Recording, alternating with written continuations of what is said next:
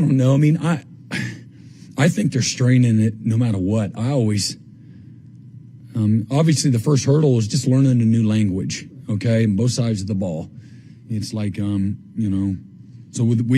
since we got here, hey, here's the playbooks. Hey, fellas, here's the installs are already there. You got to go watch them on your own. You have built-in, you have 8 hours. Now we're going to 20 hours a week. You have some parameters on what you're able to do with your guys. And so, I think the player buy-in, guys that have done it on their own, has been good in trying to, break the language barrier. I think that's the number one thing from a installation standpoint.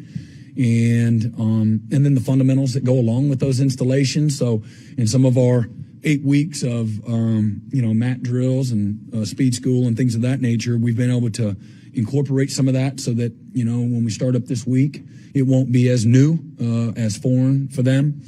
But I think it's hard no matter what. Like, I think there's real strain and stress, whether you've been here for 10 straight years or it's your first year.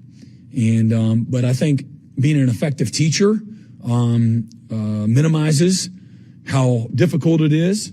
I think being a good motivator and inspire guys to learn and be hungry and show up, so they can sponge it. And, but being effective teachers in both the classroom and on the field is a very important aspect. I feel like I've gotten, intentionally found really good teachers of the game, to make it easy. And that's what a good coach will do. He takes the difficult or the intrinsic, and he just finds a way to make it easy. The complicated, and simplifies it. So, we still have to meet them where they're at and give them what they can handle, but we're going to, again, strain them the whole way, so hopefully not too difficult. Yeah, that's a good question. I've always been, regardless of the situation, I've had that everything starts, it doesn't matter how many sacks you had last year, how many touchdowns you threw, how many pancakes you had, you got to start over every year. So it really, the balance is just organically there. I don't know if that's really answering it, but how do you? I think you have to be intentional. Again, meet guys where they're at, but you gotta strain the ones that you think, as we go through this process, the ones that need to grow up faster. You can't ask guys to do what they're not able to do. Oh, that's just what we do. No, that's not how it works. To me, to be successful, you got to figure out quickly, strengths and weaknesses, whether that's, in your personnel, and try to, enhance those strengths, improve the weaknesses, attack the weaknesses every day. There's got to be a lot of awareness in what we're doing, a lot of purpose every day as a staff, and what we're seeing, what we're evaluating. And again, to me, knowing that, okay, we lack some experience, okay, then make sure that whatever it is that we're doing, we're meeting our guys where they're at. We're trying to take them to places they can't take themselves. And then, again, know that this is a process. This is the get ready phase of our program. We got get ready, we got transformational, we got prime time, and then we got championship phase. And so, again, getting our guys to focus on the target, okay, and, letting a guy like Javonte Barnes know right out the gate, just got here out of Las Vegas. Like, don't worry about rushing for 1,000 yards as a freshman right now. Just worry about knowing what stretch line to get in, and really, but not taking any of that for granted either, and trying to help expeditiously, develop all of it, and it can't ever happen fast enough. But I think the players are going to feed off of us. So there's that fine line of, to me, that's who I have always been as a leader, and very demanding, high expectations. Willing to do the work myself, get in the mud with the guys, and help them get to where we want them to go quickly.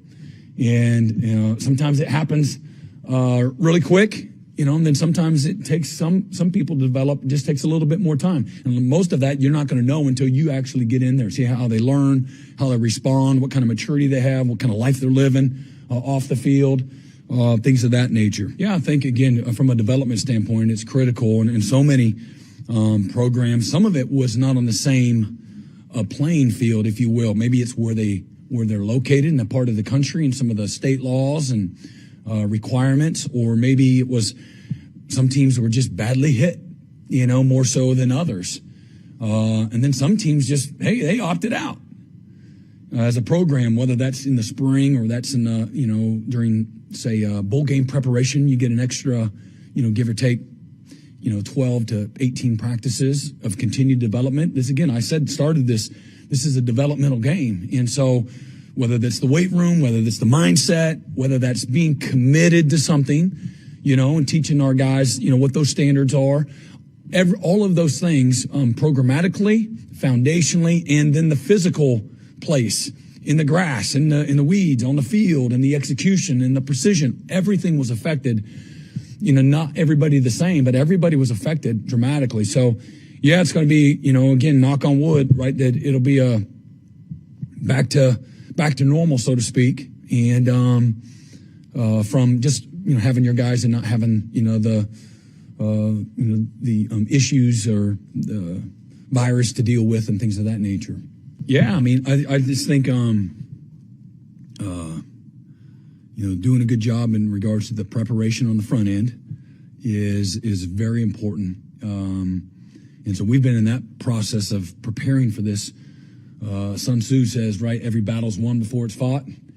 And that's where I think the separation comes, is through that preparation. And so as a staff, getting everybody, we're going to go out this afternoon, we're going to do a walkthrough. We're going to walk through tomorrow's practice as a staff.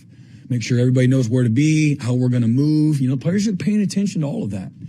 And so try to be, incredibly detailed, and so that we can be demanding. Coaches got to, it's one thing, do as you say, right? Not as you do. So we got to do a good job of the doing. We're going to tell the players to be about it. Well, we need to be too. And so that's a big part of it too. That'll be our first time as a staff being on the practice field together.